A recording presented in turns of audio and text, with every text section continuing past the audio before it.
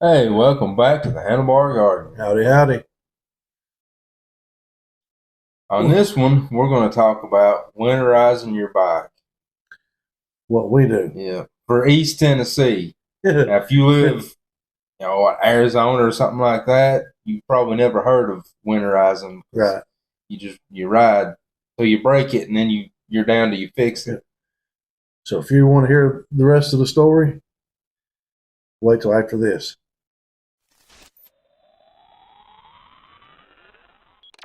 Welcome back. All right. What we do. Well, we've talked about this a little bit. There's no magic checklist that we do or anything like that. We Honestly, I really don't winterize mine because living in East Tennessee right now, we're coming up in the middle of November. And we've had days it was in the upper 60s, low 70s. we had the other day. It was I 80. think, yeah, I think, So was it this week or last? We actually broke a record. yeah. It was like 78 or Yeah. 79 or So something. yeah, I mean, like tomorrow is supposed to be real warm, and then next week is supposed to be in the mid 70s. So Even in December, there's been times on like Christmas Eve, I've actually rode. oh yeah, It'd be cold, but yeah, as far as weather condition, I mean, you might be down for 2 or 3 weeks because of snow or rain or something. yep. Or I mean, we don't really get a whole lot of this, below zero temperature. No, and if we do, it's not for very Yeah, long. it's just a few days, and then it starts warming back up. But but what I do personally, and Mike and I have talked about this, and I try to keep my fuel tank full, Yeah, as full as possible. It might be a little gone out of it if we went for a short ride or something, but for the most part, the biggest thing about storing a motorcycle is moisture. You got to keep moisture out. That's one of the biggest things. Moisture is not your friend. Uh, especially when it gets on bearings yeah, or anything internal, yeah, and then it's not a major problem all at once. right. It's just an over time, and then you have a catastrophe. Yep, that's true. So in a fuel tank, uh, that stable you, however you say it. Uh, I mean, you can put that in there. I have done that in the past. I do that in my lawnmowers and stuff because they're not going to be run usually for 3 or 4 months. Yeah.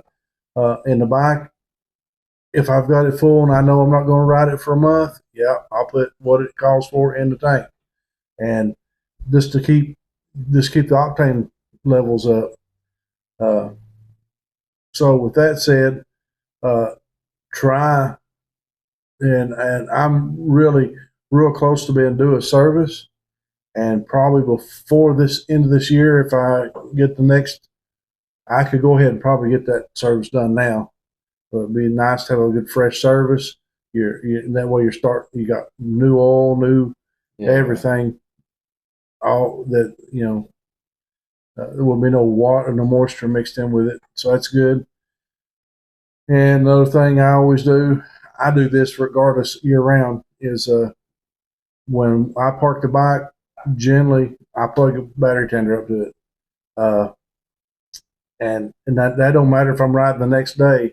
Generally, I've always got the battery tender. It's just become a habit over the years. Well, a battery is anywhere from $150 and on up, way on up in some cases. You can get a good battery tender for about $30. $30, yeah. And you can get those cheap ones even cheaper than that. Yeah. But I mean, you get what you pay for. We use you've seen videos what we use battery tender junior, and those work good. I've got them on a couple vehicles actually too. Uh, they've always done good for me. Matter of fact, the only time I've had to buy another one is if I misplaced one or something like that. I've never had one just to go down on me. Yeah. So I've got several of them. And that does. Let's be honest with you, that's about it. And then when spring, and like I said, we're in East Tennessee, so we get to ride a couple, 3 times or more every month. And now January and February, that's generally our down months. But there's generally a day or two there. If you want to bundle up and ride, we can ride. Well, a lot of uh, the leather shops, a couple of dealerships, all different places are doing. I think they call it Frosty Toes Ride. Yep. January the 1st. Yep. They're going. It might just be a short ride, but they plan to ride every year. And the thing with some of those, like a dealership ride or some of the rides he was talking about, usually the ride to that shop is longer than the ride. For us. So a lot of times our Frosty Toast ride is not with them. It's usually on our own. But we do like to ride on January 1st if at all possible.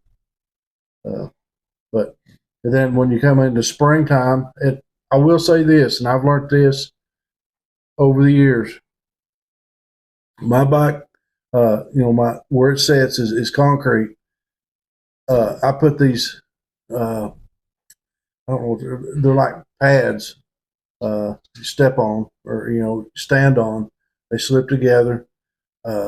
Like anti-fatigue mats, like you'd stand on if you worked on concrete. My bike is sitting on those, and I have noticed I lose a lot less air in the tires by sitting it on those versus it sitting on the concrete.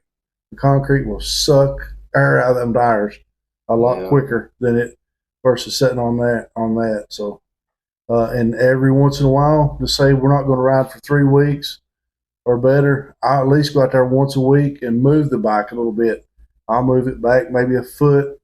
I don't know if it's doing anything. Well, but in theory, because your tire's sitting in the same spot for a long time. Yeah, could cause a flat spot. I've done that for a long time, and also a lot of times, like I said, I'm not going to ride for 3 or 4 weeks and see that.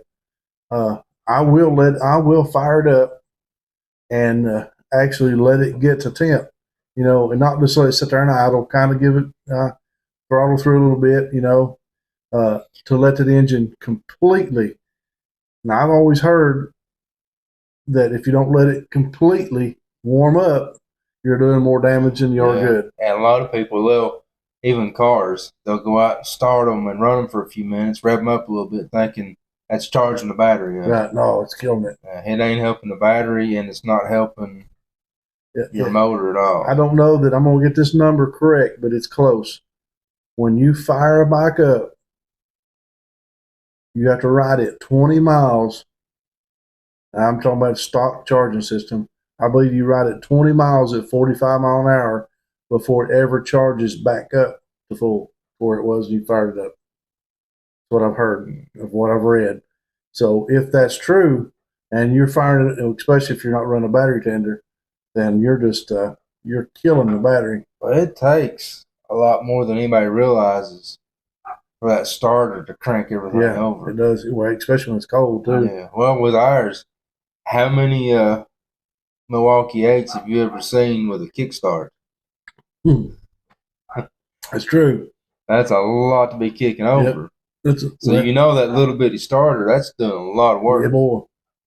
And I've never pushed mine off before, and I assume you could. I'll have to look into that. From where I'm at, I would have to push the bike pretty good piece to get over a hill where, I don't know, we might try that in the springtime or sometime. That would be a good video. It would. That way you watch somebody dump their bike over. That might be a good blooper reel. But anyway, if you got let us know what you do to winterize your bike where you're at. I mean, it's different from all over. So mostly the only thing I do, we've got a couple of stations here in town that will sell 100% gasoline, and one of them has 93 octane. Mm-hmm. So that's what I do. I go fill it up with 93 octane and then put it on the battery tender. Yep. And then when I catch a halfway decent day, I just hop on it and go for 50, 100 mile ride, whatever. just to be out moving on it. Yep. Another thing I do too, I didn't think of this till Mike just, I don't know what popped in my head, is generally I've got a sheet. I've got a back cover, a full cover, but a lot of times I'll get just a big, I think it's a full size sheet, and I'll lay over the back too to keep just settlements and dust and stuff off it. So that's just me, you know. But anyway, let us know what you do. Hope you enjoyed the video. Don't have no bell, but it'll be close. Anyway. Be sure to subscribe if you haven't. Hit your notification we appreciate bell. if you would. Until next time, be sure to always be good to one another.